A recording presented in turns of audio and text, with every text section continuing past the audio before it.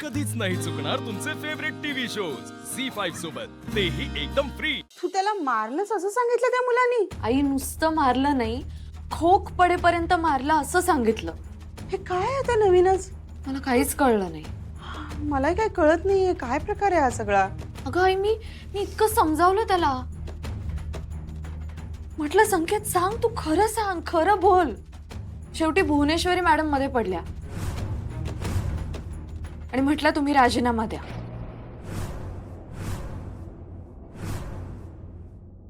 नमस्कार सरकार, तुम्ही आणि इथं बसा बसा की सरकार, चहा ठेवते। नाही चहा नको राहू दे। धाकलं सरकार, आज इकडे कसं काय येणं केलं? तेच की यालाच बघायला आलतो। काय झालं रे बाळा, काय लागलं? लागलं नाही, मारलं। मारलं? कोणी मारलं?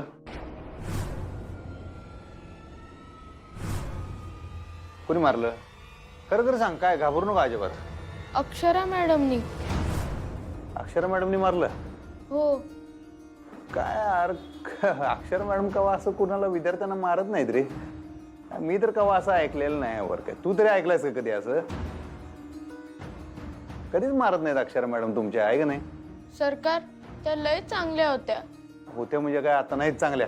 नाहीत, पहिल्यासारख्या वागत नाहीत त्या आमच्याशी। म्हणजे? सारख्या चिडतात। आणि आधी कवा मारलं नाही आम्हाला, पण आता लई मारतात। मॅडम पहिले एकदम शांत शांत असायच्या, लई भारी शिकवायच्या। आमचं काही चुकलं की समजावून सांगायच्या, पण आता नुसतं मारतात।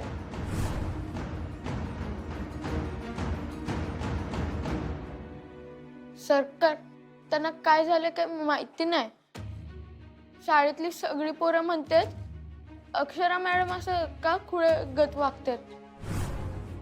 आज पण माझं डोसकं बेंचवर आपटलं आणि लई मारलं, तेव्हा मला त्यांची लई भीती वाटली सरकार। अहो, त्याचं रगत बघून आम्हाला चक्कर आली। एकूण ते एक पोरग आहे हो आमचं, आणि बघा कसं गुरागत मारलंय ते आमच्या पोराला। आपला संकेत लवकर बरा होणार। हा, काय नाही, होऊन जाईल ते बरं। आणि ताई, दादा, माफ करा आम्हाला। अहो सरकार, तुम्ही कशाला माफी मागायलेत? यात तुमची काय बी चुकी नाही। नाही, तसा विषय नाही। आमच्या मंडळी आहेत ते, शेवटी त्यांच्या वतीनं आम्ही माफी मागतो। जर तुम्हाला असं वाटतच असेल तर माफ करा। आणि तुम्हाला कधी बी गरज पडली, मला केव्हा बी तुम्ही फोन करू शकताय। हा, काही गरज पडली तर। ह्यो होणार लवकर बरा, टेन्शन घेऊ नका। आणि ह्यो विषय आता इथंच मिटूया। कंप्लेंट वगैरे देण्याच्या काय भानगडीत पडू नका। ठीक आहे बाळा, हे तुझ्यासाठी आणलेलं आहे। सगळी एका दिवशी खाऊ नको, बेता बेतान का। येऊ काय? होय।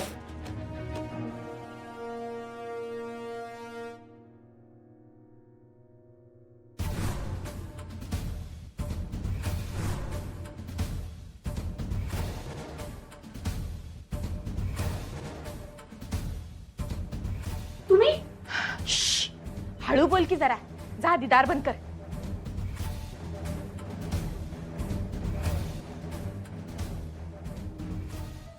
एक नंबर काम केलं बरं का, हे घे बक्षीस। आता तुम्ही सांगितलं तसं केलं। जरा हळू बोल की, भीतीला बी कान असतात। आणि हा, हितनं पुढं यो मॅटर हितच संपवायचा, थोबाड एकदम बंद ठेवायचं, कळलं? आणि बघ संख्या, तू बी कुणाला बी काय बी सांगायचं नाही, कळतंय? आणि हा, हितनं पुढं मला अजिबात फोन आला नाही पाहिजे तुमचा। माझं काही काम असेल तर मीच फोन करेन। येते।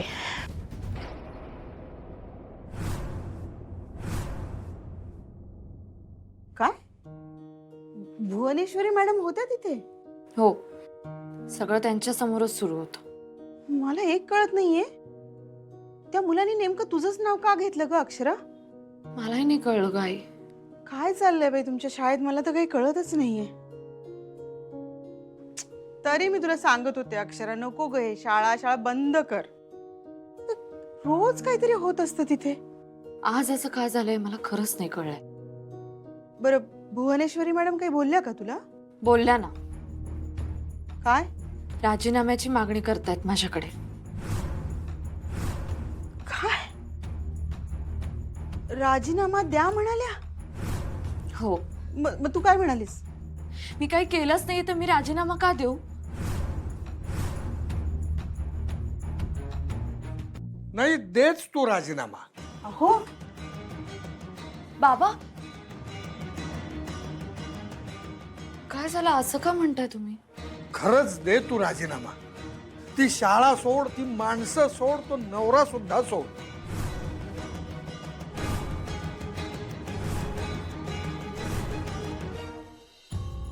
तुम्हाला खरंच असं वाटतंय काय की मास्तरीन माणसं आयुष्य आमच्यामुळं बरबादच झालंय असं? हो, तुमच्या घरात तिला चांगली वागणूक मिळत नाही. माझी मुलगी सुखात नाहीये. तुमच्याशी लग्नाला हो म्हणाली ना, हेच तिचं चुकलं. पहिल्यासारख्या वागत नाहीत ते आमच्याशी, सारखे चिडतेत. आधिपती काय झालं? भेट झाली का सुनायची? नाही, मग त्यांचे बाबा भेटले.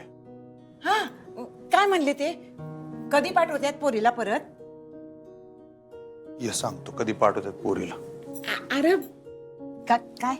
बस त्यांच्या पोरगीला काय ते आपल्या घराकडे लावून देतील असं वाटत नाही मला. वेगळंच ऐकून आलोय अजून. काय पश्चाताप व्हायला ग त्यासनी. कसला? हेच की आपल्या घरी त्यांनी पोरगी दिली याचा पश्चाताप होतो त्यासनी. अरे देवा, हे काय? आणि तेच आमच्यासारख्या आडाने गोळ्या संग लगीन लावून द्यायचं नव्हतं म्हणले. हे इतके दिवस का गप बसले ते? आता आठवले वय त्यासनी? आठवलं नाही ग, वाटलं असेल त्यासनी. त्यांचं तर काय चुकीचं आहे. मला एक सांगायची, काय सांगू? आपली काय चूक झाली काय नात्यांची बेरीज वजाबाकी करण्यात? नाही, मला नाही वाटत आपलं काय चुकलं असं. आणि सुनबाई बी तशी नाही आहे की ती तुझ्याबद्दल चुकीचा विचार करत. अरे तिच्या वडिलांनी काय वाटलंय ते वाटू दे, पण सुनबाईसने काय वाटतं हे महत्वाचं आहे बघ. सुनबाईला जर का घरला परत यायचं असेल ना मग, तर तिच्या वडिलांनी काय वाटतं याचा प्रश्नच उरत नाही बघ. मिया बीबी राजी तो क्या करेगा काजी. जाऊ दे, नग काळजी करूस. अरे समजा ठीक होईल बघ, स्वतःहून घरला येईल बघ ती परत.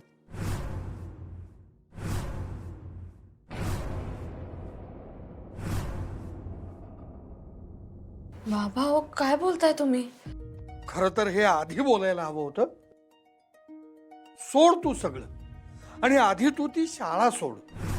मी असं काही नाही करू शकत बाबा. तू शिकलेली आहेस, हुशार आहेस.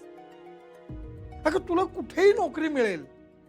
त्या शाळेला काही सोनं लागलेलं नाहीये. मी शाळेचं नाही म्हणत आहे बाबा. अधिपतींना सोडा असं का म्हटलं तुम्ही? हो म्हणालो.